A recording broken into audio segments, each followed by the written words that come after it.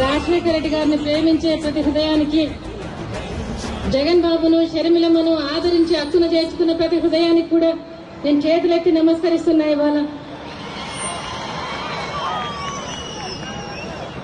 10 సంవత్సరాల క్రిందట రాజశేఖర రెడ్డి గారు ప్రజా ప్రస్థానం పేరుతో ఆ రోజు రావడం జరిగింది పాదయాత్రకు.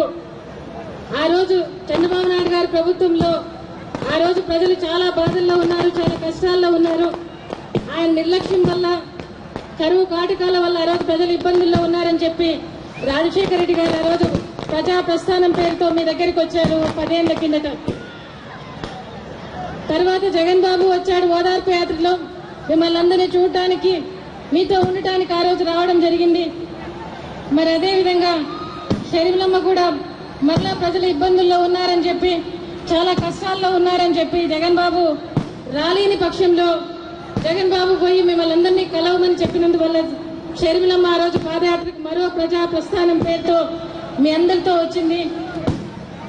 నిజంగా ఆ రోజు మరో ప్రజా ప్రస్థానం ఇడుపులపాయలో ప్రారంభించినప్పుడు చాలా చాలా మనసు కష్టంగా ఉండింది.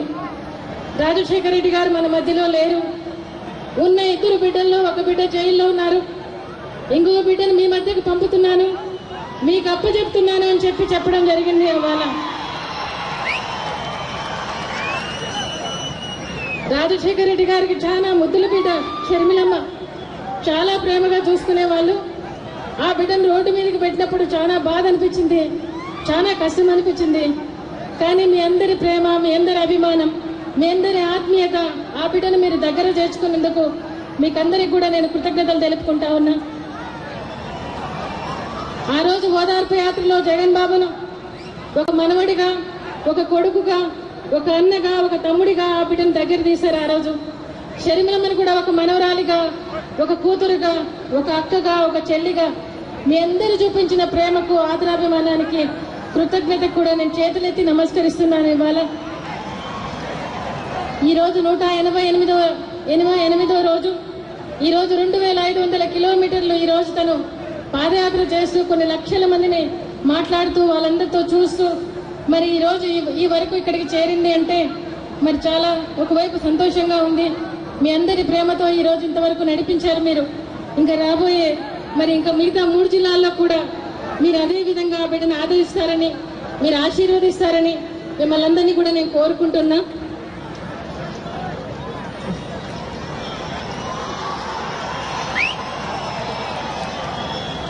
ఒకటి మనవి చేస్తా ఉన్నాను ఇవాళ, నేను ఈరోజు జగన్ బాబుని జైల్లో పెట్టి రాజకీయాలు చేస్తా ఉన్నారు తెలుగుదేశం పార్టీ, కాంగ్రెస్ పార్టీ కూడా. ఈరోజు కుమ్మక్కై రాజకీయాలు నడుపుతా ఉన్నారు. ఇవాళ వాళ్లకు ఇంకొక పార్టీ ఉండకూడదు, ఇంకొక పత్రిక ఉండకూడదని వాళ్ళ ఇది. ఈరోజు ఆ విధంగా నడిచే రాజకీయాల్లో మీరందరూ చూస్తా ఉన్నారు. ఇవాళ ఈరోజు పంచాయతీ ఎన్నికలను ముందుకు తీసుకొస్తా ఉన్నారు. ఇవాళ ఆ ఎన్నికలు కూడా ముందు మున్సిపల్ ఎన్నికలు జరగాలి, తర్వాత మండల జిల్లా పరిషత్ ఎన్నికలు జరగాలి, తర్వాత పంచాయతీ ఎన్నికలు జరగాలి. పంచాయతీ ఎన్నికలు పార్టీ రహితంగా జరిపే ఎన్నికలు కాబట్టి మరి సొసైటీ ఎన్నికల్లో ఏ విధంగా అప్రజాస్వామ్యంగా, ఏ విధంగా ఎన్ని మోసాలు చేసి వాళ్ళు మరి మాయని చెప్పగలుగుతున్నారో అదే విధంగా మరి పార్టీతో ఉన్నటువంటి ఎన్నికలు ముందు జరపాల్సి ఉండి జరపకపోగా పంచాయతీ ఎన్నికలు మరి పార్టీ రహితంగా జరిపే ఎన్నికలు కాబట్టి మరి ఆ విధంగా పల్లెల్లో కూడా గ్రూపులు తీసుకొచ్చి వైఎస్ఆర్సీపీని దెబ్బతీయాలని ఈ రోజు పంచాయతీ ఎన్నికలను ముందుకు తీసుకొస్తా ఉన్నారు ఇవాళ. కానీ మీరందరూ వైఎస్ఆర్సీపీలో ఉన్నారు, జగన్ బాబును, షర్మిలమ్మను మీరు ఆశీర్వదిస్తా ఉన్నారు. మీరందరూ రాజశేఖర రెడ్డిని ప్రేమించే వాళ్ళు కాబట్టి వాళ్ళకి ఈ రోజు అంత భయం వేస్తా ఉంది. ఈ రోజు అందుకనే ఆ ఎన్నికలు తీసుకొస్తా ఉన్నారు. మీరు ఆ ఎన్నికలను గుర్తుపెట్టుకోండి. వాళ్ళు ఏ విధంగా మనల్ని విడదీయాలని, ఏ విధంగా మనల్ని తగ్గించాలని ప్రయత్నం చేసినా కూడా మీ అందరూ జగన్ బాబు పక్షంగా ఉన్నారు కాబట్టి ప్రతి పంచాయతీ మీద కూడా వైఎస్ఆర్సీపీ జెండా రెపరెపలాడాలని మిమ్మల్ని కోరుతా ఉన్నాను నేను. ఇవాళ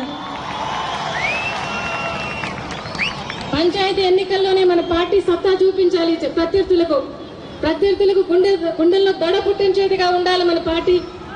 కాబట్టి మీరు ఆ విధంగా ఉండాలని మిమ్మల్ని అందరినీ కోరుతూ పంచాయతీ కూడా మనం గెలిపించుకునే రీతిగా మనం ఈ రోజు నుంచి కూడా మన ప్రయత్నంలో మీరు ఉండాలని మరి షర్మిలమ్మని ఇంతవరకు మీరు ఆశీర్వదించినందుకు మరొకసారి నేను చేతులెత్తి నమస్కరిస్తూ మరి షర్మిలమ్మ మాట్లాడుతుంది, ఆమె మాటలను మీరే వినమని ఇంతవరకు ఆశీర్వదించినందుకు కూడా మీరు చెప్పుకుంటూ మరి మిగతా 3 జిల్లాల్లో కూడా మీరు ఆశీర్వదించాలని కోరుతూ సెలవు తీసుకుంటున్నాను.